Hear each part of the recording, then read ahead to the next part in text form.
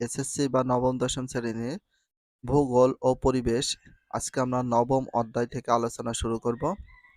But তোমাদের যে কোনো অধ্যায় আমরা শুরু করি না কেন নতুন করে এই কথাগুলো বলে থাকি। সর্বপ্রথম কিভাবে পড়ার নিয়মটা জানা উচিত। আর আমাদের বাংলাদেশে কিন্তু 90% স্টুডেন্ট কিন্তু রিডিং পড়ার নিয়মটাই বোঝে না। তো সবার অবজেকশনও বলিনি, কিন্তু 90% আমরা যারা গ্রাম অঞ্চলে থাকি এবং শহরে অনেকে বোঝার চেষ্টা করেন না যে কিভাবে পড়া উচিত। তোমাদের উচিত প্রতিটা লাইনে বুঝে পড়ার, যে কি বলতে চেয়েছে প্রতিটা লাইন, এবং যেগুলো সবচেয়ে বেশি ইম্পর্টেন্ট করছেন সেগুলোকে আন্ডারলাইন করে ভেরি ভেরি ইম্পর্টেন্স হিসেবে ইন্ডিকেট করে রাখবো।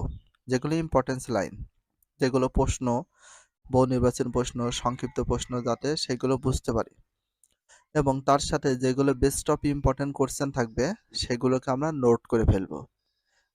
এইগুলো সিস্টেম অনুযায়ী পড়া উচিত। আর তার সাথে প্রতিটা ইম্পর্টেন্স লাইন যেগুলো দেখে রাখবো বা আন্ডারলাইন করে রাখবো, যেগুলো প্রশ্ন আছে নিজেরা প্রশ্ন করব এবং নিজেরা উত্তর করব। ঘুরিয়ে ফিরে যতভাবে প্রশ্ন করা যায় সেভাবে প্রশ্ন করব এবং উত্তর করব, তাহলে সবচেয়ে বেশি মনে থাকবে।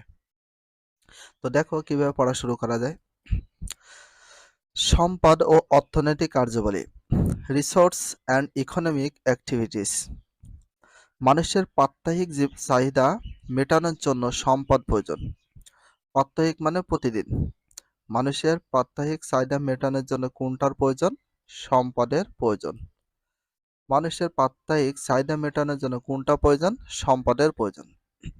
এটি অর্থনীতির একটি গুরুত্বপূর্ণ উপাদান। তাহলে অর্থনীতির একটি গুরুত্বপূর্ণ উপাদান বলা হয় কোনটাকে? সম্পদকে। অর্থনীতির একটি গুরুত্বপূর্ণ উপাদান বলা হয় কোনটাকে? সম্পদকে।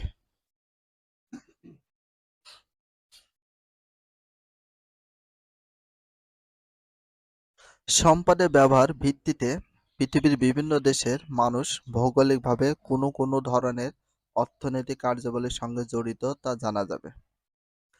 আর এ থেকে জানা যাবে বিশ্বের বিভিন্ন দেশের মানুষ কি ধরনের অর্থনৈতিক কর্মকাণ্ডের সঙ্গে জড়িত আছে। আর শিল্প গড়ে ওঠা কোন কোন নিয়ামকের উপর নির্ভর করে, এবং বিভিন্ন প্রাপ্যের আমদানি রপ্তানির ভারসাম্যহীনতা কেন হয় তা আমরা জানতে পারবো। এই অধ্যায় পাঠ শেষে আমরা যা যা জানবো বা শিখবো বা বলতে পারবো। প্রথমত সম্পদের ধারণা ব্যাখ্যা করতে পারবো এবং সম্পদের শ্রেণীবিন্যাস করতে পারবো। সম্পদ সংরক্ষণের উপায় ব্যাখ্যা করতে পারবো। সম্পদ সংরক্ষণে যত্নবান হব এবং অন্যকে সম্পদ সংরক্ষণ করতে উৎসাহিত করব। অর্থনৈতিক কার্যাবলী ব্যাখ্যা করতে পারবো। অনুন্নত উন্নয়নশীল উন্নত দেশের অর্থনৈতিক কার্যাবলী ব্যাখ্যা করতে পারবো। শিল্প গড়ে ওঠার নিয়ামক ব্যাখ্যা করতে পারবো। শিল্পের শ্রেণীবিন্যাস বা অবস্থানগত কারণ বিশ্লেষণ করতে পারবো। আমদানি রপ্তানি বাণিজ্য ব্যাখ্যা করতে পারবো। বাণিজ্যিক ভারসাম্য উন্নয়ন সম্পর্ক বিশ্লেষণ করতে পারবো। এই যে এখানে এই অধ্যায় শেষে আমরা যা শিখলাম, তোমাদের সৃজনশীল প্রশ্ন বেশিরভাগই কিন্তু এই টপিকস গুলো থেকে দিয়ে থাকে। তো এই টপিকস গুলো দিয়ে থাকে, আসলেই দিয়ে থাকে সবচেয়ে বেশি সৃজনশীল এইখান থেকে দিয়ে থাকে।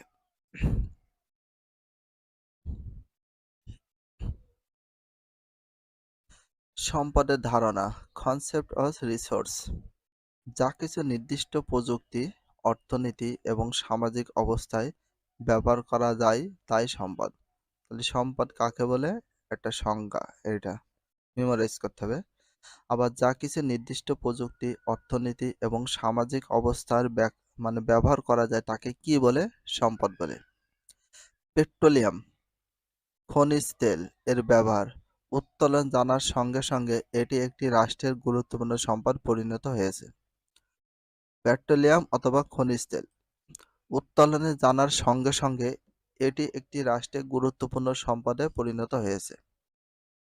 অবস্থানগত কারণে কোনো ভূমির মূল্য কম বেশি হয়। কি কারণে কোনো ভূমির মূল্য কম বেশি? একটা প্রশ্ন করছি, দেখো কোনটির কারণে কোনো ভূমির মূল্য কম বেশি হয়? অবস্থানগত কারণে। অবস্থানগত কারণে, ভেরি ভেরি ইম্পর্টেন্স। তেমনি ব্যবহার জানার পর অপ্রয়োজনীয় বস্তুর প্রয়োজন হয়। এভাবেই কোনো বস্তু মূল্যবান সম্পদ পরিণত হয়। এক কথায় বস্তুর কার্যকারিতায় সম্পদ। তাহলে এক কথায় বস্তুর কার্যকারিতাকে কি বলা হয়? সম্পদ বলে। সম্পদ কাকে বলে? এক কথায় বস্তুর কার্যকারিতাকে বলা হয় সম্পদ। দুটো প্রশ্ন পেয়ে গেলাম। সম্পদের শ্রেণীবিন্যাস, ক্লাসিফিকেশন অফ রিসোর্স। সম্পদকে প্রাথমিকভাবে 3 ভাগে ভাগ করা যায়। তাহলে সম্পদকে প্রাথমিকভাবে কয় ভাগে ভাগ করা যায়? 3 ভাগে ভাগ করা যায়। একটি হচ্ছে প্রাকৃতিক সম্পদ, মানব সম্পদ, অর্থনৈতিক সম্পদ। এটা very very importance, best of importance. সম্পদকে প্রাথমিকভাবে কয় ভাগে ভাগ করা যায়? 3 ভাগে ভাগ করা যায়। প্রাকৃতিক সম্পদকে আবার 3 ভাগে ভাগ করা যায়। প্রাকৃতিক সম্পদকে আবার কয় ভাগে ভাগ করা যায়? 3 ভাগে ভাগ করা যায়। তাহলে প্রাকৃতিক সম্পদকে কয় ভাগে ভাগ করা যায়? 3 ভাগে ভাগ করা যায়। এটা ভেরি ভেরি ইম্পর্টেন্স, দায়িত্বে রাখবা। বিজ্ঞানীদের মতে অনবনযোগ্য সম্পদ খুব ধীর গতিতে সৃষ্টি হয়। তাহলে বিজ্ঞান কাদের মতে অনবনযোগ্য সম্পদ খুব ধীর গতিতে সৃষ্টি হয়? বিজ্ঞানীদের মতে। কাদের মতে? বিজ্ঞানীদের মতে। বিজ্ঞানীদের মতে কোন সম্পদ খুব ধীর গতিতে সৃষ্টি হয়? অনবনযোগ্য সম্পদ, এবং তাদের সরবরাহের পরিমাণ সীমাবদ্ধ। অনেক সম্পদ আছে যেগুলো সময়ের উত্তরণে কোনোভাবে প্রবাহিত হয় না, যেমন কয়লার মজুদ অথবা আকরিক ধাতু। কয়লা মজুদ বা আকরিক ধাতু। আবার অনেক সম্পদ সময়ের উত্তরণে ধ্বংসপ্রাপ্ত হয়, যেমন সোয়ানের মাধ্যমে প্রাকৃতিক গ্যাসের মজুদ হ্রাসপ্রাপ্ত হয়। নবায়নযোগ্য সম্পদ বলতে বোঝাবে সেই জাতীয় সম্পদ যা মূলত পুনর্সংগঠনশীল কিন্তু সময়ের ব্যবধানে তারা বিশেষভাবে পরিবর্তনশীল। এর উৎকৃষ্ট উদাহরণ হচ্ছে জলবিদ্যুৎ। তাহলে নবায়নযোগ্যের ভিতরে আছে জলবিদ্যুৎ। অন্যদিকে জনসংখ্যাকে উপযুক্ত শিক্ষা ও প্রশিক্ষণের মাধ্যমে মানব সম্পদে পরিণত করা যায়। তাহলে কাকে উপযুক্ত শিক্ষা ও প্রশিক্ষণের মাধ্যমে মানব সম্পদে পরিণত করা যায়? জনসংখ্যাকে। কাকে উপযুক্ত শিক্ষা ও প্রশিক্ষণের মাধ্যমে মানব সম্পদে পরিণত করা হয়? জনসংখ্যাকে। তাহলে জনসংখ্যাকে উপযুক্ত শিক্ষা ও প্রশিক্ষণের মাধ্যমে কিসে পরিণত করা যায়? মানব সম্পদে পরিণত করা হয়। সম্পদ 3 প্রকার। একটা প্রাকৃতিক সম্পদ, মানব সম্পদ, অর্থনৈতিক সম্পদ। প্রাকৃতিক সম্পদকে 3 ভাগে ভাগ করা হয়েছে। তো প্রাকৃতিক সম্পদকে আমরা দেখলাম এখানে কয় ভাগে ভাগ করা হয়েছে? প্রাকৃতিক সম্পদকে 3 ভাগে ভাগ করা হয়েছে। নবায়নযোগ্য সম্পদ। তাহলে প্রাকৃতিক সম্পদকে কয় ভাগে ভাগ করা হয়েছে দেখলাম? 3 ভাগে, বাট এখানে দেয়া আছে 2 ভাগে। এই 2 ভাগটা দেখে। প্রাকৃতিক সম্পদের ভিতর নবায়নযোগ্য একটা আছে সৌরশক্তি, বায়ু শক্তি, পানি শক্তি। নবায়নযোগ্য বলা হয় সেগুলোকে যেগুলো কখনো শেষ হয় না, কোনোদিন জীবনে কোনোদিন শেষ হবে না, সেগুলোকে বলা হয় নবায়নযোগ্য সম্পদ। আর অনবায়নযোগ্য সম্পদ যেটা একটা সীমা আছে, লিমিট আছে, শেষ হয়ে যাবে। যেমন খনিজ তেল একদিন একদিন শেষ হবে, প্রাকৃতিক গ্যাস একদিন একদিন শেষ হবে, কয়লা, জ্বালানি কাঠ একদিন একদিন শেষ হয়ে যাবে। অর্থনৈতিক সম্পদকে কয় ভাগে ভাগ করা হয়েছে? এখানে দেখছি 4 ভাগে। তাহলে অর্থনৈতিক সম্পদকে কয় ভাগে ভাগ করা হয়েছে? 4 ভাগে। একটা হচ্ছে ভূমি, মূলধন, শ্রমিক আর উদ্যোক্তা। কাজ, বিভিন্ন প্রকার সম্পদের 2টি করে উদাহরণ দাও একক কাজ হিসেবে। সম্পদ সংরক্ষণের উপায়, কনজারভেশন অফ রিসোর্স। সম্পদ সংরক্ষণের অর্থ প্রাকৃতিক সম্পদের এমন ব্যবহার যাতে ওই সম্পদ যত সম্ভব অধিক সংখ্যক লোকের দীর্ঘ সমবয়সী বা সময়ব্যাপী সর্বাধিক মঙ্গল নিশ্চিত করতে সহায়তা করবে। তাহলে সম্পদ সংরক্ষণের অর্থটা কি সেটা তোমাদের সর্বপ্রথম জানতে হবে। আসল অর্থটা কি?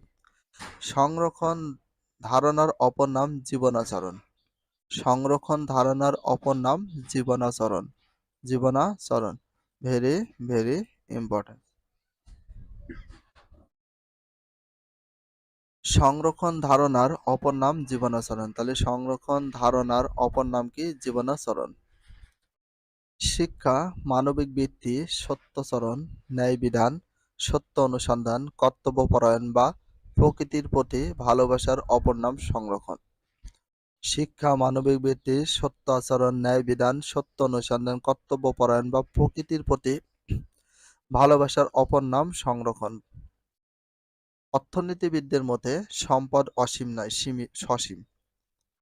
তাহলে অর্থনীতিবিদদের মধ্যে সম্পদ অসীম নয়, তাহলে কি হবে? সম্পদ সসীম। তাই সম্পদ ব্যবহারের উত্তম ব্যবস্থাপনা অত্যন্ত জরুরি। উত্তম ব্যবস্থাপনার মাধ্যমে নবায়নযোগ্য সম্পদের বৃদ্ধি সম্ভবপর হয়ে থাকে। পরিবেশ সম্মত ব্যবস্থাপনায় উত্তম ব্যবস্থাপনা।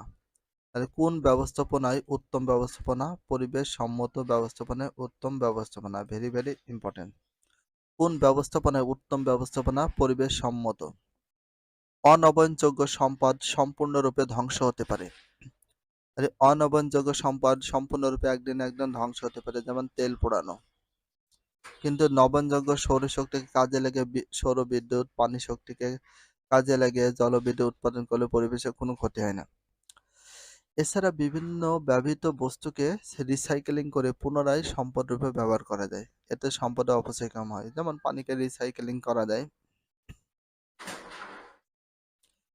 পৃথিবীর বিভিন্ন সম্পদের বাছাইকরণ, অর্থাৎ একের পরিবর্তে অন্যটির গুরুত্বপূর্ণ অনুধাবনের মাধ্যমে সম্পদের উপযোগিতা বৃদ্ধি করা সম্ভব। উপযোগ মানে সরবরাহ করা। অজৈব সারের প্রয়োগ। অজৈব বলতে যেগুলো হচ্ছে রাসায়নিক সার, যেমন ইউরিয়া আছে, ফসফরাস আছে, পটাশিয়াম আছে, বিভিন্ন ধরনের সার।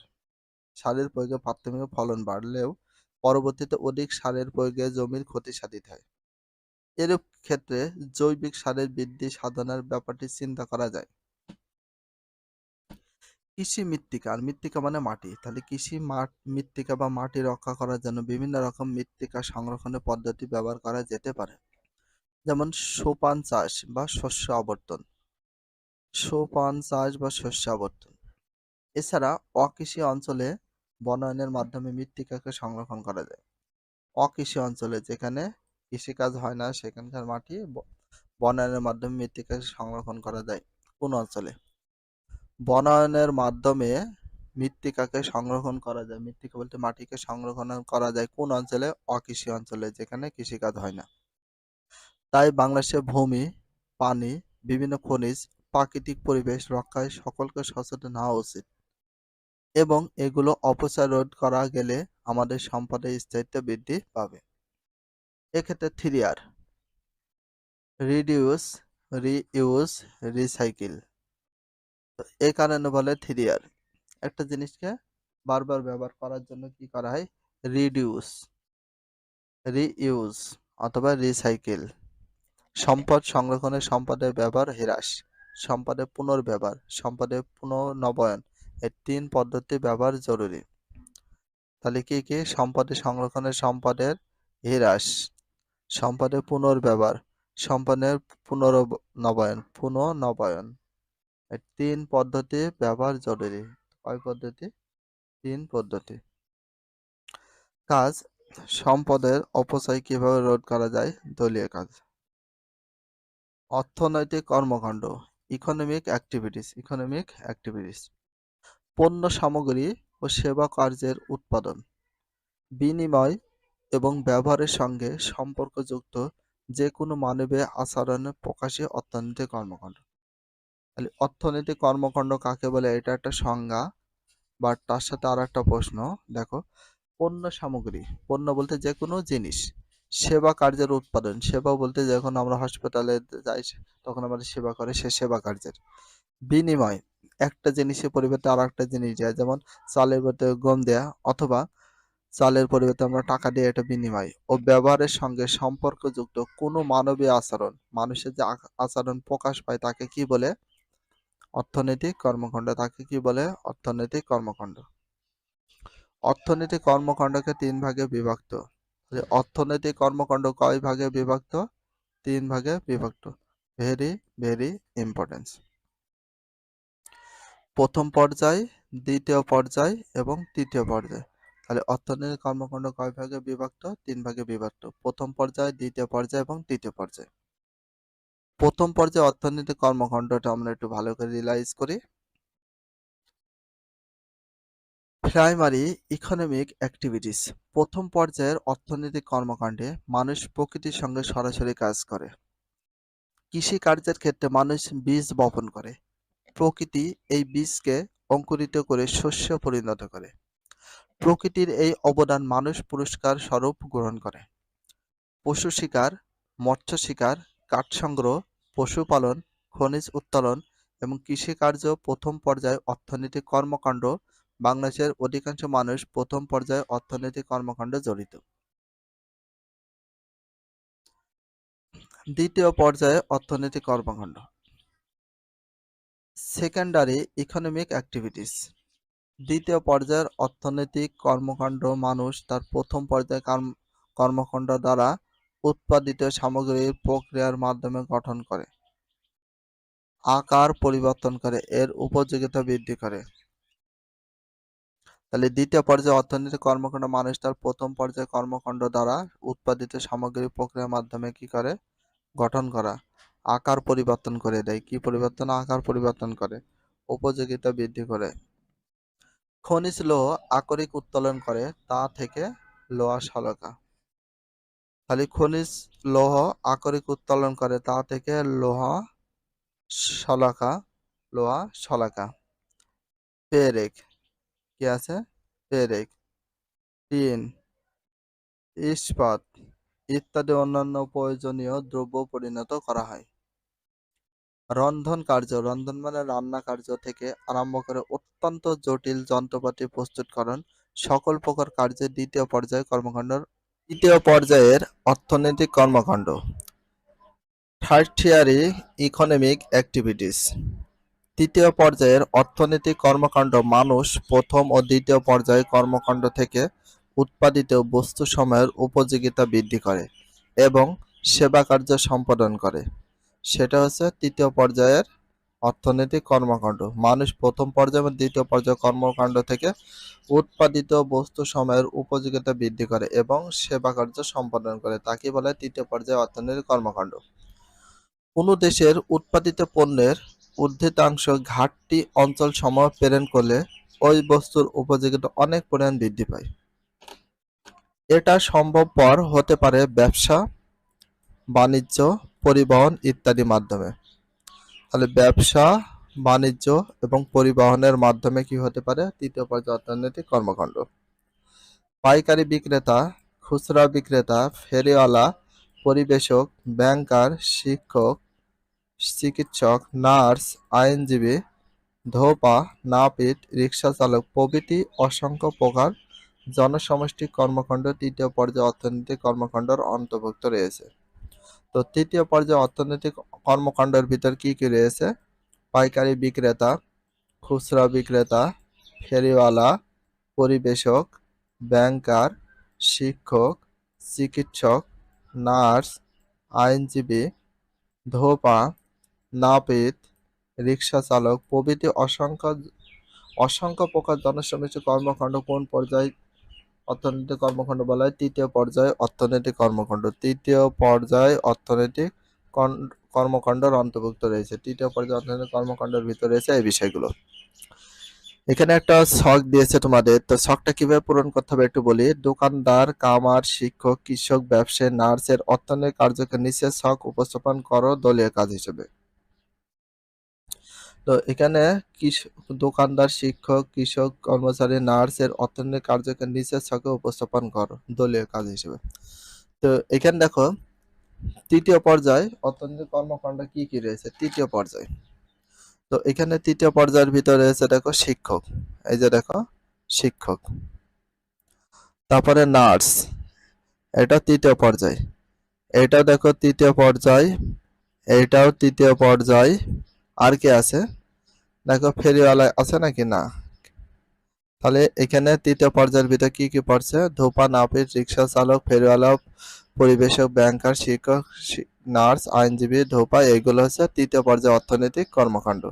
তো তো তৃতীয় পর্যায়ে অর্থনৈতিক কর্মকাণ্ডের বিষয়টা দেখতে পেলে। আর এখানে দোকানদার, কামার, কৃষক, এটা কোনটা দেখি। এই যে অর্থনৈতিক পর্যায়ে প্রথম পর্যায়ে কি কি রয়েছে দেখো। পশু শিকার করা, মৎস্য শিকার, কাঠ সংগ্রহ, পশুপালন, খনিজ উত্তোলন, কৃষিকার্য প্রথম পর্যায়ে কি রয়েছে কর্মকাণ্ডে অন্তর্ভুক্ত রয়েছে। তাহলে প্রথম পর্যায়ে অন্তর্ভুক্ত রয়েছে কি বাংলাদেশের অধিকাংশ মানুষ প্রথম পর্যায়ে অর্থনৈতিক কর্মকাণ্ডে জড়িত। তাহলে বাংলাদেশের প্রথম মানুষ কোন পর্যায়ে জড়িত? অধিকাংশ মানুষ প্রথম পর্যায়ে অর্থনৈতিক কর্মকাণ্ডে জড়িত। তার মানে এখানে কি কি আছে দেখো। তার মানে এখানে দেখো কৃষক, তার মানে কৃষকটা হচ্ছে কোন পর্যায়ে? প্রথম পর্যায়ে। কৃষকটা রয়েছে আমাদের কি প্রথম পর্যায়ে। কৃষিকাজ এগুলো হচ্ছে প্রথম পর্যায়ে। আর দ্বিতীয় পর্যায়ের ভিতর কি কি আছে দেখো একটি। এখানে লোহা, শালক, পেরেক, টিন, ইস্পাত অন্যান্য প্রয়োজনীয় দ্রব্য পরিণত করা। এটা হচ্ছে আকার পরিবর্তন করে উপযোগিতা বৃদ্ধি করে দ্বিতীয় পর্যায়টা। তাহলে এইখানে আমাদের যেটা দেখতে পাচ্ছি এই দোকানদার, কামার, ব্যবসায়ী এগুলো কি দিতে পারি আমরা তৃতীয় পর্যায়ে কর্মকাণ্ড হিসেবে দিতে পারি। প্রথম পর্যায়ে কর্মকাণ্ড কোনগুলো? এই যে তৃতীয় পর্যায়ে কর্মকাণ্ড এখানে যেগুলো আছে সবগুলো দিতে পারবা। আর প্রথম পর্যায়ে কর্মকাণ্ডগুলো যেখানে যেগুলো আছে সবগুলো তোমরা প্রথম পর্যায়ের ভিতর দিয়ে দিও। আর দ্বিতীয় পর্যায়ের ভিতরে কি কি আছে একটু দেখো। দ্বিতীয় পর্যায়ে এই যে পেরেক, টিন, ইস্পাত অন্যান্য প্রয়োজনীয় পরিণত করা। লোহা, শালক যারা প্রথম পর্যায়টাকে কাজে লাগে বিভিন্ন আকার আকৃতি তৈরি করে সেটা হচ্ছে দ্বিতীয় পর্যায় কর্মকাণ্ডের অর্থনৈতিক কর্মকাণ্ডের অন্তর্ভুক্ত রয়েছে। অনুন্নত, উন্নয়নশীল, উন্নত দেশের অর্থনৈতিক কর্মকাণ্ড the economic activities of under developed, developing and developed countries. পৃথিবীর বিভিন্ন দেশের অর্থনৈতিক সামর্থ্যের উপর বিশ্বকে অনুন্নত, উন্নয়নশীল, উন্নত এই তিন ভাগে ভাগ করা যায়। তাহলে পৃথিবীর বিভিন্ন দেশের অর্থনৈতিক সামর্থ্যের উপর বিশ্বকে প্রধানত কয়টি ভাগে ভাগ করা যায়? বিশ্বকে প্রধানত তিনটি ভাগে ভাগ করা যায়। তাহলে বিশ্বকে প্রধানত কয়টি ভাগে ভাগ করা যায়? তিনটি ভাগে ভাগ করা যায়। একটা হচ্ছে অনুন্নত দেশ, উন্নয়নশীল দেশ আর উন্নত। অনুন্নত মানে যে দেশ উন্নত নয়, উন্নয়নশীল মানে যে দেশ উন্নত হতে যাচ্ছে, আর উন্নত বলতে অলরেডি উন্নত হয়ে গেছে। অনুন্নত ও উন্নয়নশীল বিশ্বের দেশসমূহের শতকরা 50 থেকে 80% মানুষ প্রথম পর্যায়ে অর্থনৈতিক কর্মকাণ্ডের সঙ্গে জড়িত। আর অনুন্নত উন্নয়নশীল বিশ্বের দেশসমূহের শতকরা কত থেকে কত ভাগ? 50 থেকে 80%। কত ভাগ? 50 থেকে 80%। কত ভাগ? 50 থেকে 80%। কত ভাগ পর্যন্ত? 50 থেকে 80% মানুষ প্রথম পর্যায়ের অর্থনৈতিক কর্মকাণ্ডের সঙ্গে জড়িত। প্রথম পর্যায়ে কত? 50 থেকে 80% মানুষ প্রথম পর্যায়ে অর্থনৈতিক কর্মকাণ্ডে জড়িত। যেমন Bangladesh, Myanmar, Bhutan, Nepal, Cambodia, Ethiopia, Kenya, Zambia দেশ এগুলো প্রথম পর্যায়ে অন্তর্ভুক্ত দেশ হিসেবে পরিচিত। যেমন বাংলাদেশ প্রথম পর্যায়ে, Myanmar, Bhutan, Nepal, Cambodia, Ethiopia, Kenya এবং জাম্বিয়া এই দেশগুলো হচ্ছে অর্থনৈতিক কর্মকাণ্ডের সঙ্গে প্রথম পর্যায়ে অর্থনৈতিক কর্মকাণ্ডের সঙ্গে জড়িত প্রথম পর্যায়ে। এসব দেশের লোকজন কৃষিকার্য, মৎস্য, এসব দেশের লোকজন কি করে? কৃষিকার্য, মৎস্য চাষ, মৎস্য শিকার মানে মাছ শিকার করে, পশুপালন যেমন গরু, ছাগল, মহিষ এগুলো পালন করে, কাঠ আহরণ করে এবং কায়িক শ্রমে নিয়োজিত থাকে।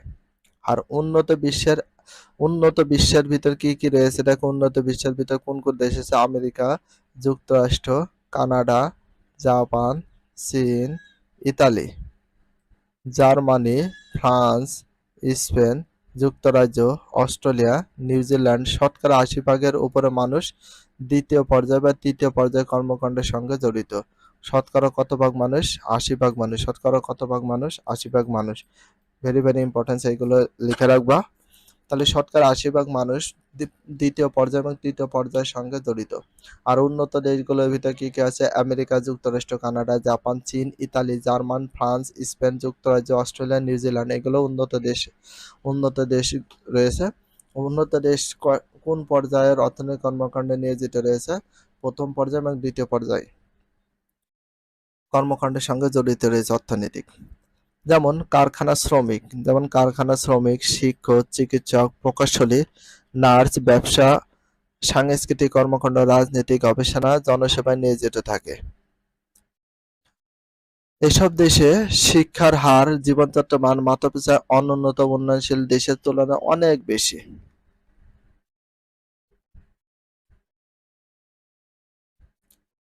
শিল্প গড়ে ওঠার নিয়ামক, the factors of industrial development. শিল্প গড়ে ওঠার নিয়ামকগুলো দেখো। শিল্প প্রাকৃতিক ও অর্থনীতির নিয়ামকের উপর ভিত্তি করে গড়ে ওঠে। শিল্প কিসের উপর ভিত্তি করে গড়ে ওঠে? ভেরি ভেরি ইম্পর্টেন্ট, এটা দেখে রাখতে পারো।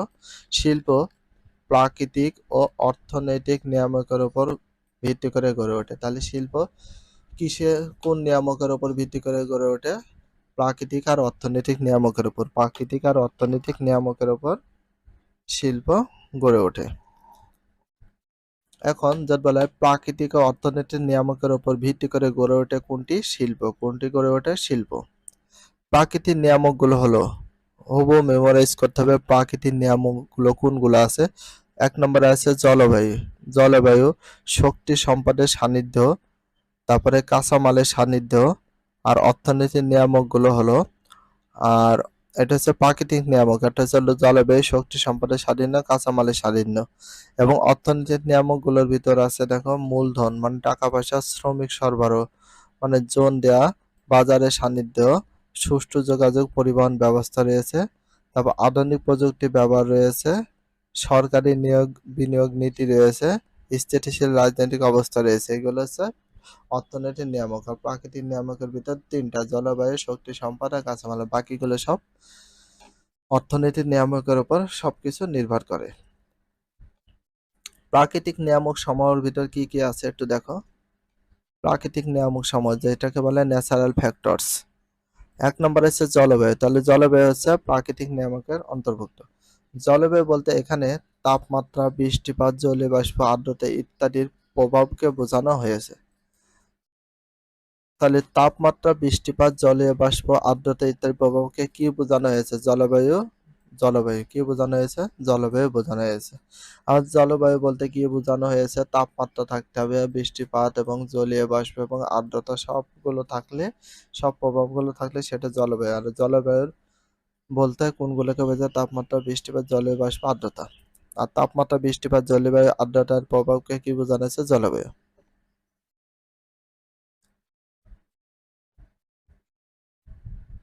দেখো, অধিক তাপমাত্রার কারণে উষ্ণমণ্ডলীয় দেশগুলোতে, উষ্ণ মানে গরম মণ্ডলীয় দেশগুলোর কলকারখানা গড়ে তোলা কঠিন, কারণ কারখানার শ্রমিকরা অল্প পরিশ্রমে ক্লান্ত হয়ে পড়ে। তাই শীততাপ নিয়ন্ত্রণ ব্যবস্থার তাপমাত্রা নিয়ন্ত্রণ রাখতে হয়। শীতাতাপ নিয়ন্ত্রিত ব্যবস্থায় তাপমাত্রা নিয়ন্ত্রণ রাখতে হয়, যেটাকে আমরা বলি এসি। এসির পূর্ণরূপ হচ্ছে এয়ার কন্ডিশন, আর এয়ার কন্ডিশন শব্দের অর্থ হচ্ছে শীতাতাপ নিয়ন্ত্রিত ব্যবস্থা। এতে পণ্যের উৎপাদন খরচ বেড়ে যায়, অথচ নাতিশীতোষ্ণমণ্ডলীয় ও শীত প্রধান দেশগুলোতে কলকারখানার শ্রমিকরা দীর্ঘক্ষণ পরিশ্রম করতে পারে। তাহলে কোন কলকারখানার শ্রমিকরা দীর্ঘক্ষণ পরিশ্রম করতে পারে? নাতিশীতোষ্ণমণ্ডলীয় দেশ বা শীত প্রধান দেশগুলোতে। নাতিশীতোষ্ণমণ্ডলীয় মানে অল্প শীত এবং অল্প গরম, এরকম শীত নাই, শীত নাই গরম। আর শীত প্রধান দেশগুলোতে কলকারখানার শ্রমিকরা দীর্ঘক্ষণ পরিশ্রম করতে পারে। বস্ত্র শিল্প স্থাপনের জন্য আর্দ্র জলবায়ুর প্রয়োজন হয়। তাহলে কোন শিল্প স্থাপনের জন্য আর্দ্র জলবায়ুর প্রয়োজন হয়? বস্ত্র শিল্প। কোন শিল্প স্থাপনের জন্য আর্দ্র জলবায়ুর প্রয়োজন হয়? বস্ত্র শিল্প। আর বস্ত্র শিল্প স্থাপনের জন্য কোন জলবায়ুর প্রয়োজন হয়? আর্দ্র জলবায়ুর প্রয়োজন হয়। আর্দ্র জলবায়ুর প্রয়োজন হয়। যদিও কৃত্রিম উপায়ে এখন কারখানার ভিতরে আর্দ্রতা ব্যবস্থা করা যায়, এতে উৎপাদন খরচ বেড়ে শিল্পের প্রতিযোগিতায় টিকে থাকা কঠিন হয়ে পড়ে।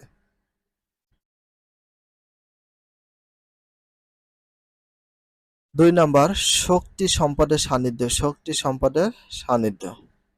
শক্তি সম্পদের উপরও শিল্পের অবস্থান নির্ভরশীল। তাহলে কোন সম্পদের উপর শিল্পের অবস্থান নির্ভরশীল? শক্তি সম্পদের উপর। কোন সম্পদের উপর শিল্পের অবস্থান নির্ভরশীল? শক্তি সম্পদের উপর। কারণ কারখানা চালানোর জন্য শক্তির প্রয়োজন হয়। কারণ মানে কারখানা চালানোর জন্য কিসের প্রয়োজন হয়? শক্তির প্রয়োজন হয়। বড় বড় কারখানা চালানোর জন্য কয়লা, খনিজ তেল, প্রাকৃতিক গ্যাস, জলবিদ্যুৎ ও পারমাণবিক শক্তি ইত্যাদি ব্যবহৃত হচ্ছে। তাহলে বড় বড় কারখানা চালানোর জন্য কি কি ব্যবহৃত হচ্ছে?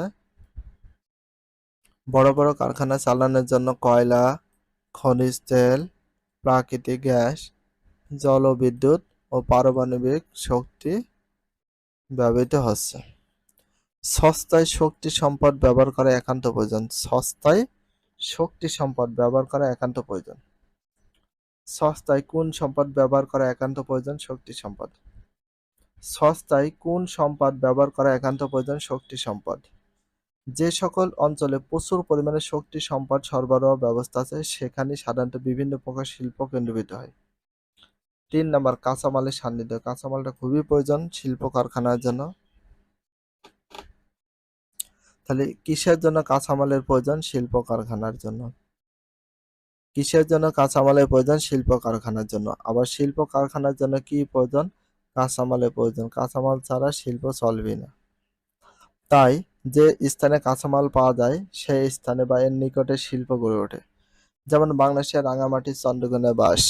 তাহলে বাংলাদেশের রাঙামাটি চন্দ্রকোনায় কি রয়েছে? বাঁশ। বাঁশটা কোন রাঙামাটি কোন জেলায়? চন্দ্রকোনায়। বাংলাদেশের রাঙামাটি চন্দ্রকোনায় বাঁশ রয়েছে। বেত প্রচুর পরিমাণে পাওয়া যায় বলে সেখানে কাগজ শিল্প গড়ে উঠেছে। তাহলে বাঁশ এবং বেত কোথায় সবচেয়ে বেশি পাওয়া যায়? চন্দ্রকোনায়। কোথায় পাওয়া যায়? চন্দ্রকোনায়। বাঁশ ও বেত। বাঁশ ও বেত চন্দ্রকোনায় কোথায় পাওয়া যায়? রাঙামাটিতে। কিসে? রাঙামাটিতে। অর্থনৈতিক নিয়ামক সমূহের ভিতরে আলোচনা করি। প্রথমটা আছে মূলধন বা টাকা পয়সা। শিল্প স্থাপনের মূলধনের প্রভাব বিশেষ উল্লেখযোগ্য। তাহলে শিল্প স্থাপনের জন্য কিসের প্রভাব বিশেষ উল্লেখযোগ্য? শিল্প স্থাপনের জন্য মূলধনের প্রভাব। কিসের প্রভাব? মূলধনের প্রভাব। কারণ ভূমি ও কারখানার যন্ত্রপাতি ক্রয়, শ্রমিকের বেতন, পরিবহন ব্যবস্থা প্রভৃতির জন্য প্রচুর অর্থের প্রয়োজন হয়। যে সকল স্থানে মূলধন সংগ্রহের ব্যবস্থা আছে সেখানে শিল্প গড়ে ওঠে। কোনো দেশে মূলধনের অভাব হলে শিল্পায়ন বাধাগ্রস্ত হয়। 5 নাম্বার, শ্রমিক সরবরাহ। কারখানায় কাজ করার জন্য প্রচুর শ্রমিকের প্রয়োজন। তাহলে কারখানায় কাজ করার জন্য কিসের প্রয়োজন হয়? শ্রমিকের প্রয়োজন হয়। তাই কারখানায় কাজ করার জন্য প্রচুর পরিমাণে শ্রমিকের প্রয়োজন হয়। কিসের প্রয়োজন হয়? প্রচুর পরিমাণ। ঘনবসতিপূর্ণ দেশে, ঘনবসতি মানে 1 বর্গ কিলোমিটারে কতজন লোক বাস করে? যাদের বেশি করে সেটাকে বলে ঘনবসতিপূর্ণ দেশ। প্রচুর শ্রমিক পাওয়া যায় বলে ওই সকল দেশে অধিক শিল্প গড়ে ওঠে। কেননা কোনো শিল্পের জন্য প্রচুর সুদক্ষ অথচ সস্তায় শ্রমিকের প্রয়োজন হয়। বাংলাদেশে পোশাক শিল্প, পাট শিল্প এই জাতীয় শিল্প। তাহলে বাংলাদেশের কি শিল্প? পোশাক শিল্প এবং পাট শিল্প। পোশাক শিল্প এবং পাট শিল্প এই জাতীয় শিল্প।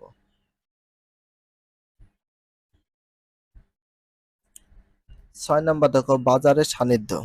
শিল্পের উৎপাদিত পণ্য, শিল্প কারখানা রয়েছে সেটা উৎপাদিত মানে তৈরি হচ্ছে পণ্য মানে সেসব জিনিস বিক্রির জন্য উপযুক্ত চাহিদা সম্পন্ন বাজারের প্রয়োজন।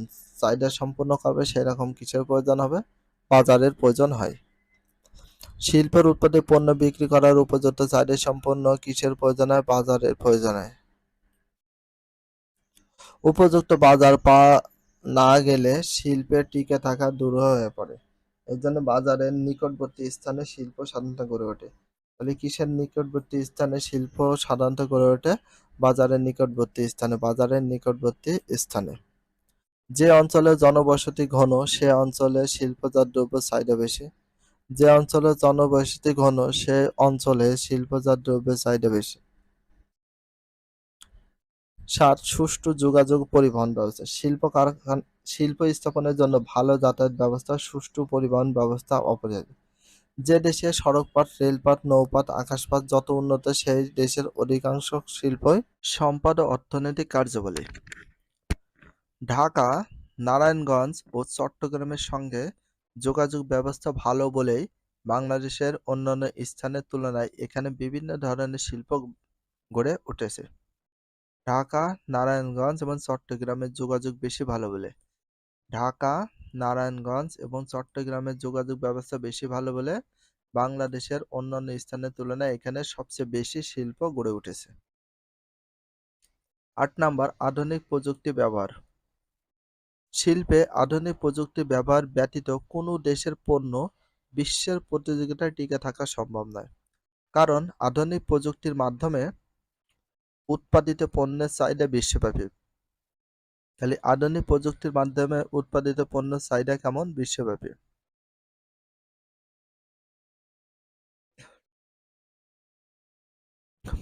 বিশ্বব্যাপী হওয়ার কারণ আধুনিক প্রযুক্তির মাধ্যমে উৎপাদিত পণ্য চাহিদা বিশ্বব্যাপী হয়ে গেছে। কারণ আধুনিক প্রযুক্তি ব্যবহার করে অনেক প্রোডাক্ট বা জিনিসপত্র বা কাপড়-চোপড় যেটাই বলি না কেন, যে প্রোডাক্ট রয়েছে বা পণ্য আছে সেগুলো সবচেয়ে বেশি উৎপাদন করা সম্ভব হচ্ছে শুধুমাত্র আধুনিক প্রযুক্তির ব্যবহারের মাধ্যমে।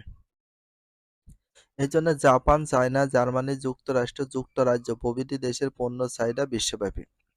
তাহলে জাপান, চায়না, জার্মানি, যুক্তরাষ্ট্র, যুক্তরাজ্য এই 5টি দেশের পণ্য জিনিসপত্র সবচেয়ে চাহিদা বেশি বিশ্বব্যাপী। তো পণ্য বলতে কি বোঝায়? পণ্য বলতে যে কোনো জিনিসকে বোঝানো হয়েছে।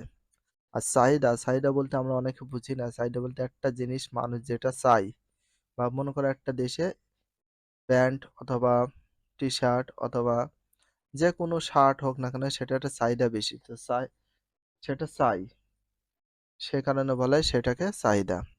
মানুষ যেটা চায় সেটা হচ্ছে চাহিদা। সরকারি বিনিয়োগ নীতি।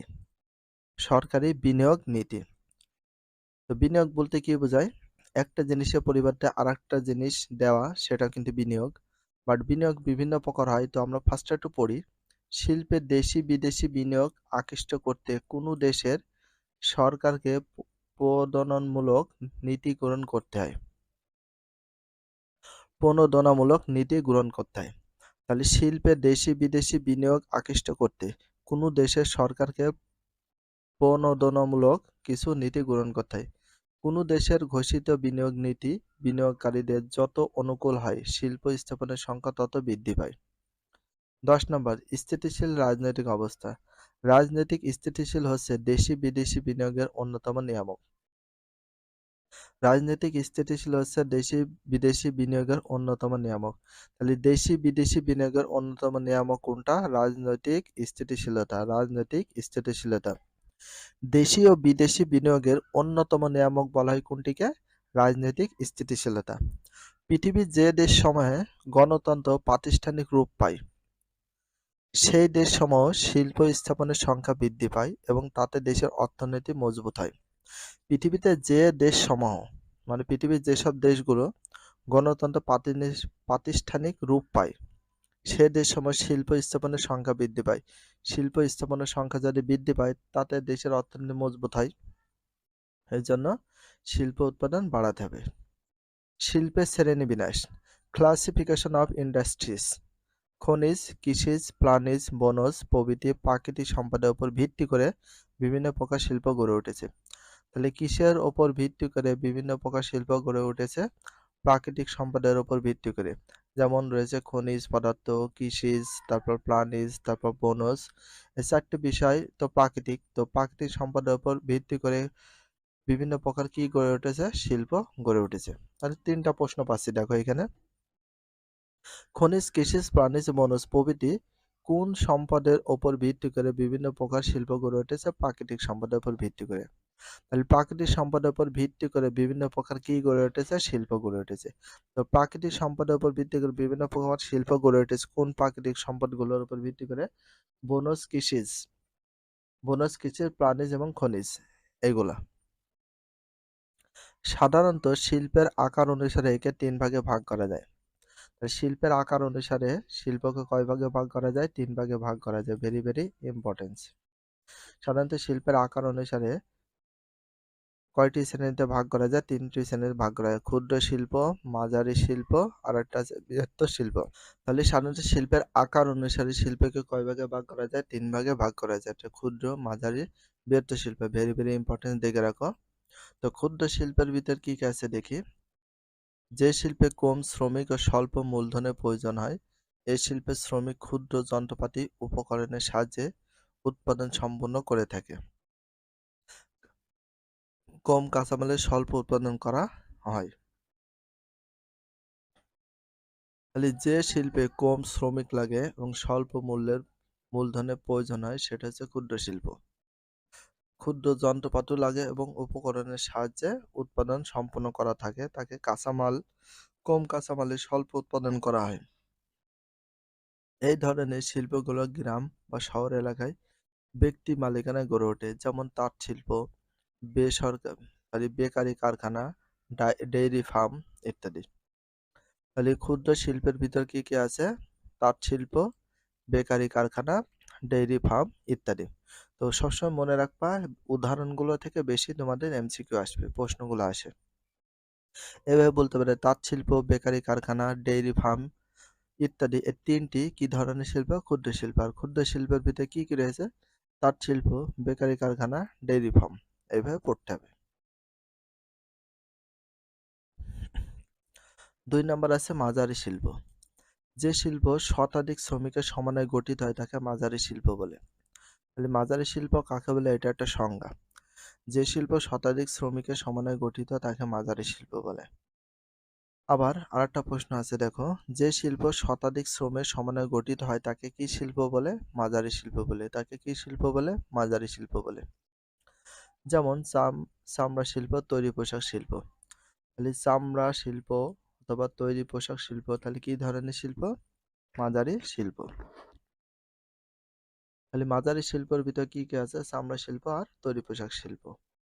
বৃহত্তর শিল্প, এই শিল্পে ব্যাপক অবকাঠামো, প্রচুর শ্রমিক, বিশাল মূলধনের প্রয়োজন হয়। লৌহ ও ইস্পাত শিল্প, বস্ত্র শিল্প, মোটর গাড়ি, জাহাজ, বিমান শিল্প প্রভৃতি। তাহলে বৃহত্তর শিল্পের ভিতরে রয়েছে কি কেটে শোনো। এই শিল্পে ব্যাপক অবকাঠামো লাগে, প্রচুর শ্রমিক লাগে, বিশাল মূলধনের প্রয়োজন হয়। তাহলে বিশাল মূলধনের প্রয়োজন হয়, প্রচুর শ্রমিক লাগে, ব্যাপক অবকাঠামো লাগে, সেটা হচ্ছে বৃহত্তর শিল্প। আর বৃহত্তর শিল্পের ভিতরে আছে লৌহ, ইস্পাত শিল্প, লৌহ বা ইস্পাত শিল্প, বস্ত্র শিল্প, মোটর গাড়ি, জাহাজ, বিমান শিল্প প্রভৃতি। তাহলে এখানে দেখো, লৌহ ইস্পাত শিল্প, বস্ত্র শিল্প, মোটর গাড়ি, জাহাজ, বিমান শিল্প, এগুলো কি ধরনের শিল্প? বৃহত্তর শিল্প। আর বৃহত্তর শিল্পের ভিতরে কি কি আছে? এগুলা।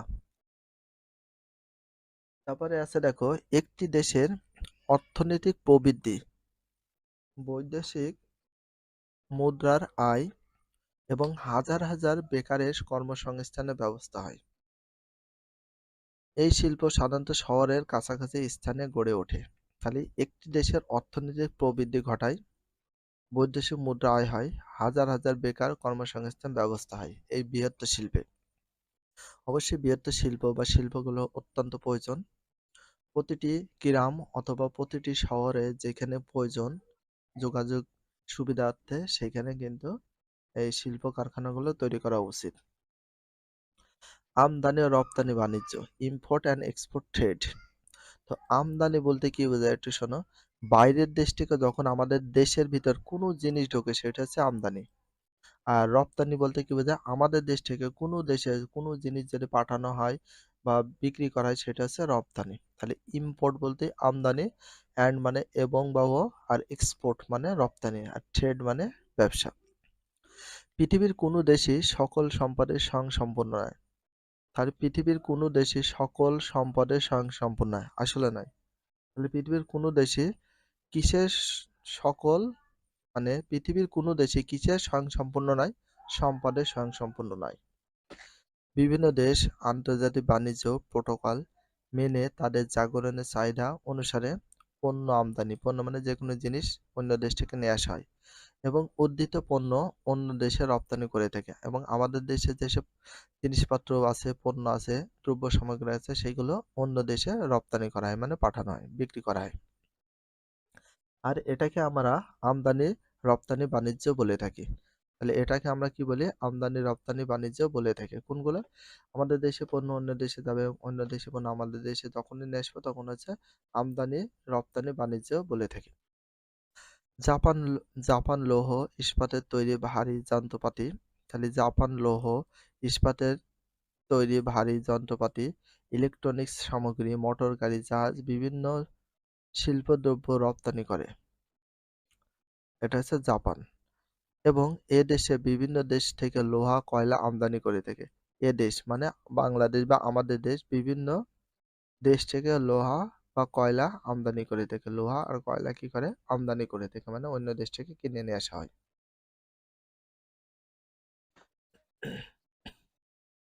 বাংলাদেশে চাল, গম, ভোজ্য তেল, সুতা, পেট্রোলিয়াম শিল্প সামগ্রী, ইলেকট্রনিক যন্ত্রপাতি আমদানি এবং তৈরি পোশাক, কৃষিজাত দ্রব্য, কৃষিজাত পণ্য, চা, চামড়া, সিরামিক সামগ্রী, জুতা, হিমায়িত খাদ্য, কাঁচা পাট, পাটজাত পণ্য ইত্যাদি রপ্তানি করে। তাহলে বাংলাদেশ কি কি রপ্তানি করে দেখো, চাল রপ্তানি করে, গম রপ্তানি করে, ভোজ্য তেল রপ্তানি করে, সুতা রপ্তানি করা হয়, পেট্রোলিয়াম সামগ্রী রপ্তানি করা হয়, ইলেকট্রনিক যন্ত্রপাতি আমদানি করে। এগুলো হচ্ছে ইলেকট্রনিক যন্ত্রপাতি আমদানি করে। তাহলে চাল, গম, ভোজ্য তেল, সুতা, পেট্রোলিয়াম সামগ্রী, ইলেকট্রনিক্সের যন্ত্রপাতি আমদানি করে থাকে। এই বিষয়গুলো আমদানি করা হয়। আর তৈরি পোশাক যেমন রপ্তানি হয়, দেখো এইখান থেকে শুরু। তৈরি পোশাক রপ্তানি করা হয় কৃষিজাত পণ্য, চা, চামড়া, সিরামিক সামগ্রী, জুতা, হিমায়িত খাদ্য, কাঁচা পাট এবং পাটজাত পণ্য রপ্তানি করে থাকে। তাহলে অন্য দেশ থেকে আমদানি করা হয়, রপ্তানি করা হয়। এভাবে বিশ্বের বিভিন্ন দেশের মধ্যে পরস্পরের আমদানি রপ্তানি বাণিজ্য পরিচালনা করে।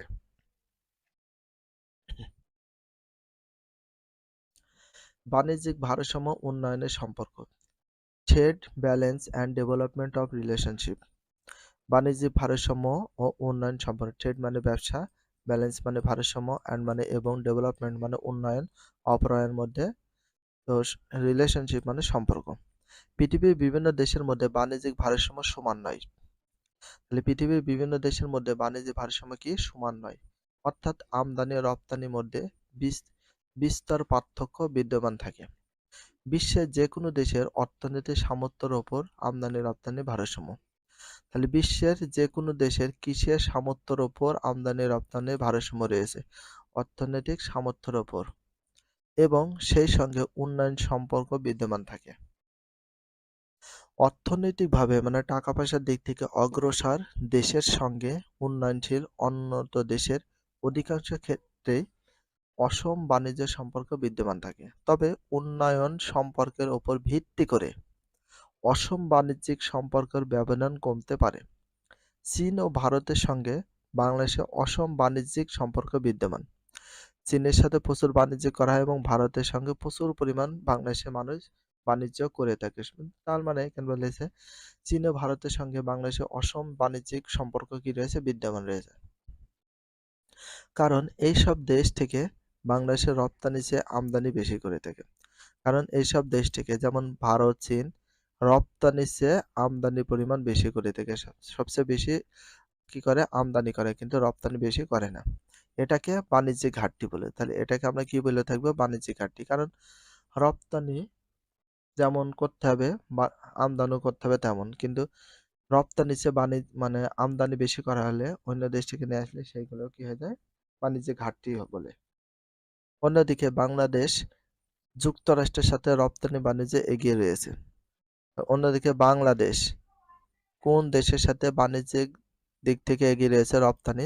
তাহলে বাংলাদেশ রপ্তানি বাণিজ্যে এগিয়ে রয়েছে কোন দেশের সাথে, যুক্তরাষ্ট্রের সাথে। কোন দেশের সাথে, যুক্তরাষ্ট্রের সাথে। এক্ষেত্রে বাংলাদেশ সুবিধাজনক অবস্থায় রয়েছে। এছাড়া জার্মানি, যুক্তরাজ্য, ফ্রান্সের সাথে বাণিজ্যিক উদ্ধৃত অবস্থান রয়েছে। সামগ্রিকভাবে বাংলাদেশের রপ্তানি আমদানি অনুপাতের ভিত্তিতে বাণিজ্যিক ভারসাম্য বিদ্যমান। সামগ্রিকভাবে বাংলাদেশের রপ্তানি আমদানি অনুপাতের ভিত্তিতে বাণিজ্যিক ভারসাম্য বিদ্যমান রয়েছে। ভারসাম্যটা আসলে বিদ্যমান আছে কিনা, ভারসাম্য কখন বিদ্যমান থাকে, রপ্তানি যদি 10 কোটি টাকা যায়, আমদানি তাহলে আসবে কত, 10 কোটি। তাহলে এটা যে সমান বা একটু কম বেশি হলে সেটা ভারসাম্য থাকে। বাংলাদেশের গত 6 বছরের বাণিজ্যিক ভারসাম্যহীনতা দেখো। 2000 বছর দেয়া আছে আমদানি রপ্তানি, রপ্তানি অপেক্ষা আমদানি ব্যয় বেশি, মিলিয়ন কত ডলার সেটা দেয়া আছে।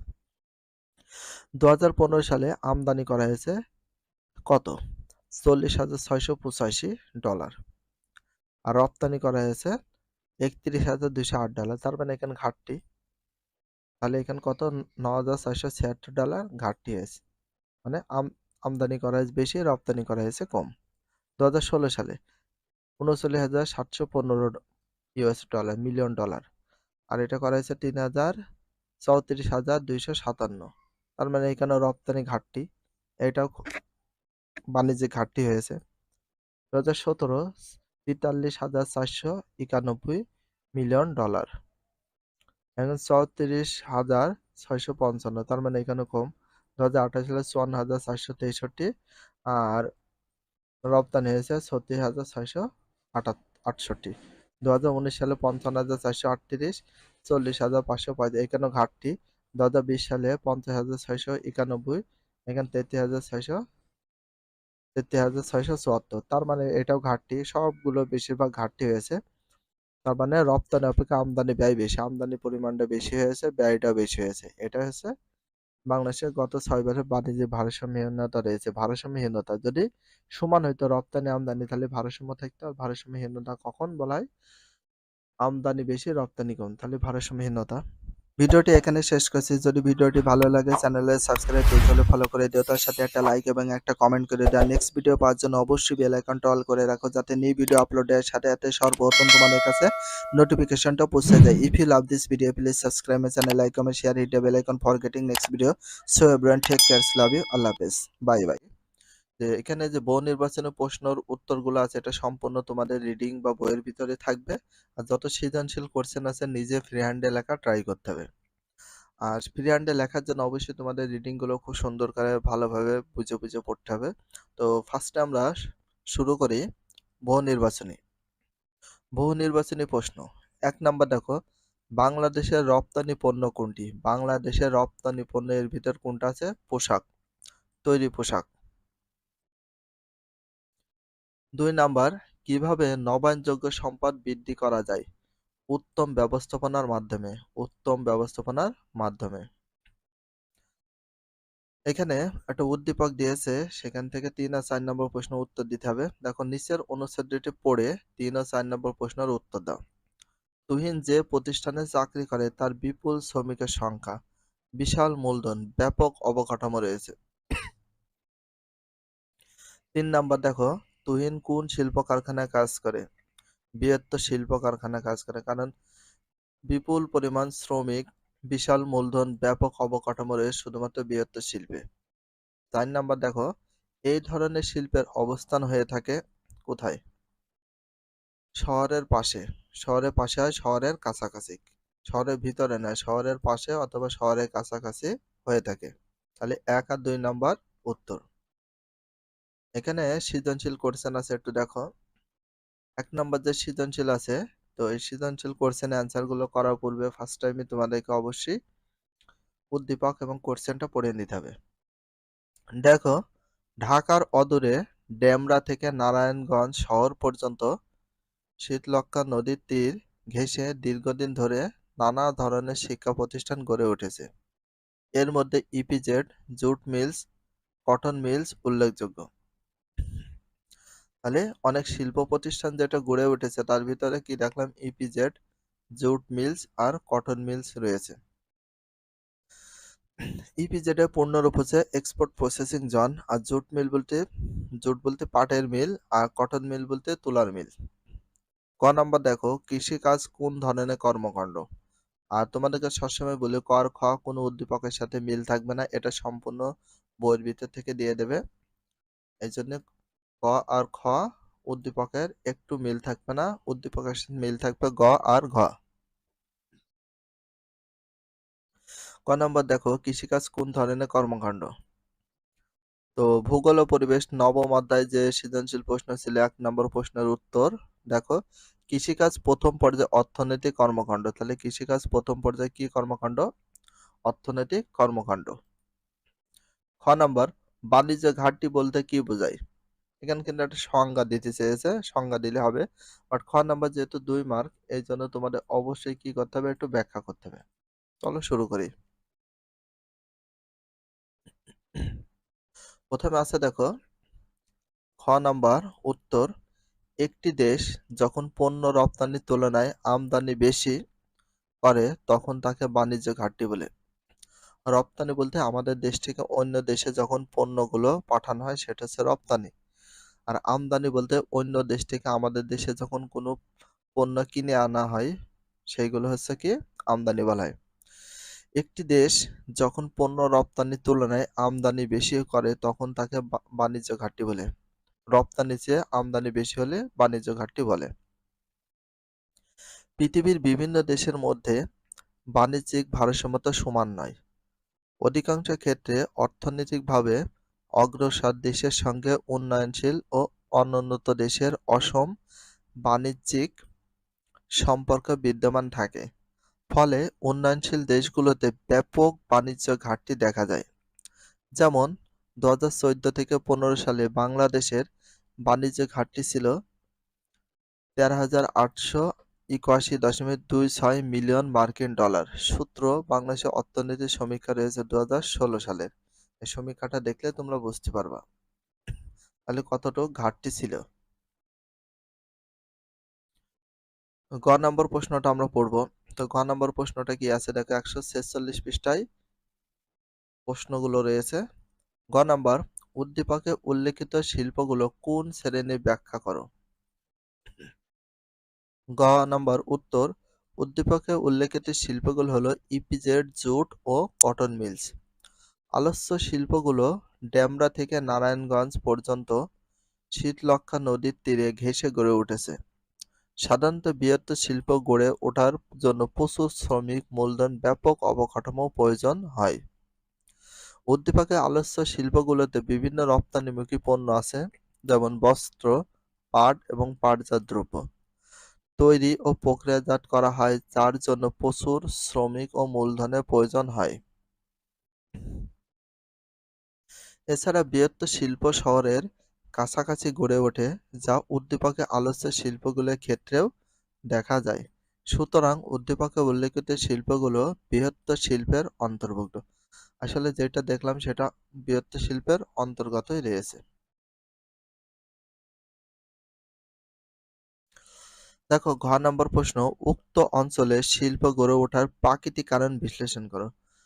মানে উপরের যে অঞ্চলে শিল্প গড়ে ওঠার যে একটা প্রাকৃতিক কারণ আছে সেটা ব্যাখ্যা করতে হবে, বিশ্লেষণ করতে হবে। দেখো, ঘ নম্বর উত্তর, উদ্দীপকে উল্লেখিত অঞ্চল অর্থাৎ ডেমরা থেকে নারায়ণগঞ্জ পর্যন্ত শিল্প গড়ে ওঠার ক্ষেত্রে প্রাকৃতিক কারণ মুখ্য ভূমিকা রেখেছে।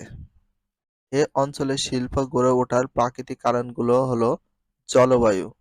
জলবায়ু একটা প্রাকৃতিক কারণ, শক্তি সম্পদের সান্নিধ্য একটা কারণ, কাঁচামালের প্রাচুর্যতা একটা কারণ। টোটাল 3টা কারণ আছে, যে কোনো একটা লিখলে হয়। তো লিখলাম সবগুলো, নিচে তা আলোচনা করা হলো। যে যে প্রাকৃতিক কারণগুলো আছে সেগুলো নিয়ে আলোচনা করলে এনাফ। দেখো, জলবায়ু। উক্ত অঞ্চলটি শীতলক্ষ্যা নদীর পাড়ে অবস্থিত, যা নাতিশীতোষ্ণ মণ্ডলের অন্তর্গত। ফলে এখানে শ্রমিকরা বেশি সময় ধরে পরিশ্রম করতে পারে। এছাড়াও এদেশের জলবায়ু পাট ও বস্ত্র শিল্পের কাঁচামাল উৎপাদনে সহায়ক। যেমন আর্দ্রতার কারণে পাট বা তুলার আঁশ ছিঁড়ে যায় না। হওয়াতে এ অঞ্চল শিল্প গড়ে উঠেছে। তারপর শক্তি সম্পদের সান্নিধ্য। এর ভিতরে কাঁচামালের সান্নিধ্য আছে, শক্তি সম্পদের সান্নিধ্য। শক্তি সম্পদের উপর শিল্পের অবস্থান নির্ভরশীল, কারণ শিল্প কারখানা চালানোর জন্য শক্তির প্রয়োজন। উক্ত অঞ্চলে শক্তি সম্পদের প্রাকৃতিক গ্যাস পর্যাপ্ত সরবরাহ থাকায় শিল্প গড়ে উঠেছে। এই পর্যন্ত হচ্ছে শক্তি সম্পদের সান্নিধ্য। বাট এই যে এখান থেকে যেটা দেখতে পাচ্ছ এটা কাঁচামালের সান্নিধ্য, এটা একটু আমাদের নিচে কালার পেন দিয়ে ইন্ডিকেট দেওয়া উচিত ছিল, বাট এটা অ্যাডজাস্ট হয়ে গেছে। দেখো, কাঁচামালের সান্নিধ্য। শিল্প কারখানার জন্য প্রচুর কাঁচামালের প্রয়োজন হয়। ডেমরা ও নারায়ণগঞ্জ পাট, তুলা নদীপথে পরিবহনের মাধ্যমে প্রভৃতি কাঁচামালের সহজলভ্যতার জন্য সেখানে ইপিজেড, জুট এবং কটন মিলস ইত্যাদি শিল্প গড়ে উঠেছে। এটা গেল আমাদের 1 নম্বর প্রশ্ন সৃজনশীল। বাট এখন আমরা 2 নম্বর সৃজনশীল কোশ্চেনের অ্যান্সারটা করব। ফার্স্টে আমরা উদ্দীপকটা পড়ি। আবেদ ও সায়েদ দুই বন্ধু। আবেদ বেড়িবাঁধ এলাকায় 80টি বিদেশি গরু নিয়ে একটি দুগ্ধ খামার তৈরি করে। কে করে? আবেদ। অপরদিকে সায়েদ আশুলিয়ার একটি পোশাক শিল্প কারখানা তৈরি করে। যার পোশাকের বিদেশে প্রচুর চাহিদা রয়েছে। ক নাম্বার আর খ নাম্বার উদ্দীপকে মিল থাকবে না। দেখি অর্থনৈতিক কর্মকাণ্ড কত প্রকার। তো কত প্রকার লিখলে হবে, কি কি না লিখলে হবে। তাহলে অর্থনৈতিক কর্মকাণ্ড কত প্রকার সেটা লিখলে হয়ে যায়। তো আমরা লিখি। তো প্রথমে আমরা ২ নম্বর প্রশ্নের উত্তর দেব। দেওয়ার পরে ক উত্তর অর্থনৈতিক কার্যাবলী ৩ প্রকার। তাহলে অর্থনৈতিক কার্যাবলী কয় প্রকার? ৩ প্রকার। এতটুকু লিখলে তোমাদের ১ মার্ক দিয়ে দেবে। বাট কি কি আছে সেটা দেখি। তথা প্রথম কৃষি, দ্বিতীয় শিল্প, তৃতীয় সেবা পর্যায় কার্যাবলী। কৃষি, শিল্প আর সেবা, এই ৩টা কার্যাবলী রয়েছে। খ নম্বর প্রশ্ন দেখো, বাণিজ্যিক ভারসাম্যতা বলতে কি বোঝায়? বাণিজ্যিক ভারসাম্য বলতে আমদানি রপ্তানি সমান হলে হয়ে যায়। তো দেখি কি বলেছে। খ নম্বর উত্তর, বাণিজ্য ভারসাম্যতা বলতে কোনো দেশের আমদানি ও রপ্তানি বাণিজ্যের মধ্যে সমতা বোঝায়, মানে সমান হতে হবে। অন্য দেশ থেকে পণ্য নিয়ে আসবো যতটুক, এই দেশ থেকে পণ্য ততটুক আমরা পাঠাবো, তাহলে সেটা বাণিজ্যিক ভারসাম্য সমতা হবে। বিশ্বের যে কোনো দেশের অর্থনৈতিক সামর্থ্যের উপর বাণিজ্যের ভারসাম্য নির্ভর করে। যেমন বাংলাদেশে বাণিজ্য ভারসাম্য নেতিবাচক, অর্থাৎ দেশটির রপ্তানির আয়ের তুলনায় আমদানি ব্যয় বেশি করে। ২০১৮ সালে দেশটি ৩৬,৬৬৮.২০ মিলিয়ন মার্কিন ডলার রপ্তানি করে। আর এখানে হচ্ছে কত, ৫৪,৪৬৩.২০ মিলিয়ন মার্কিন ডলারের মূল্যর পণ্য আমদানি করে। তার মানে আমদানি বেশি করছে বেশি টাকার, আর রপ্তানি করছে কম টাকার, এই জন্য মানে বাণিজ্য ঘাটতি দেখা দেয়। গ নাম্বার দেখো, আবেদে খামারটি কোন ধরনের কর্মকাণ্ডের অন্তর্ভুক্ত সেটা ব্যাখ্যা করো। কর্মকাণ্ডটা লিখে দেব, তাহলে এটা কৃষি ভিত্তিক, একটু দেখি। ঘ নাম্বার উত্তর, আবেদ যে দুগ্ধ খামার তৈরি করে তার প্রথম পর্যায়ের অর্থনৈতিক কার্যাবলীর অন্তর্ভুক্ত। তার মানে অর্থনৈতিক কার্যাবলী অন্তর্ভুক্ত। তো প্রথম পর্যায়ে মানুষ প্রকৃতির সঙ্গে সরাসরি কাজ করে। যেমন খনিজ উত্তোলনের ক্ষেত্রে ভূ অভ্যন্তর থেকে তার সঞ্চিত ধনরত্ন হীরা স্বর্ণ সংগ্রহ করে। কৃষিকার্যের ক্ষেত্রে মাটিতে বীজ বপন করে। পশু শিকার, মৎস্য শিকার, কাঠ চেরাই, পশুপালন, খনিজ উত্তোলন, কৃষিকাজ ইত্যাদি প্রথম পর্যায়ের অর্থনৈতিক কর্মকাণ্ড। উদ্দীপকে আবেদ ৮০টি বিদেশি গরু নিয়ে দুগ্ধ খামার গড়ে তোলে। সুতরাং আবেদের খামারটি প্রথম পর্যায়ের অর্থনৈতিক কর্মকাণ্ডের অন্তর্ভুক্ত। প্রথম পর্যায় বলতে কৃষিকাজ। এটা হয়ে গেল।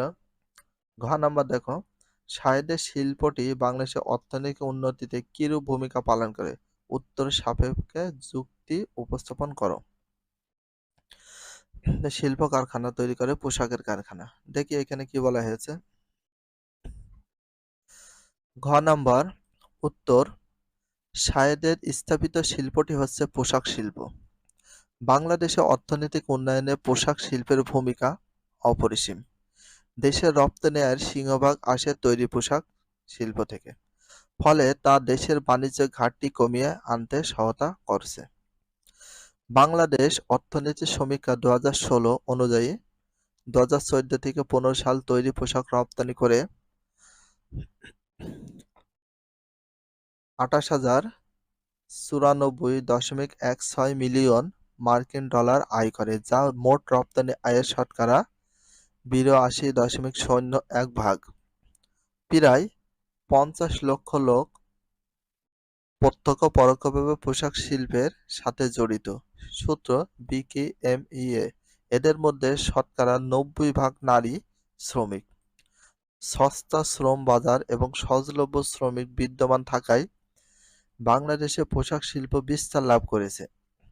ফলে দেশে অসংখ্য বেকার কর্মসংস্থানের সুযোগ সৃষ্টি হয়েছে। সুতরাং উপরের আলোচনা থেকে বলা যায়, বাংলাদেশের অর্থনৈতিক উন্নতিতে সায়েদের শিল্পটির ভূমিকা অপরিসীম।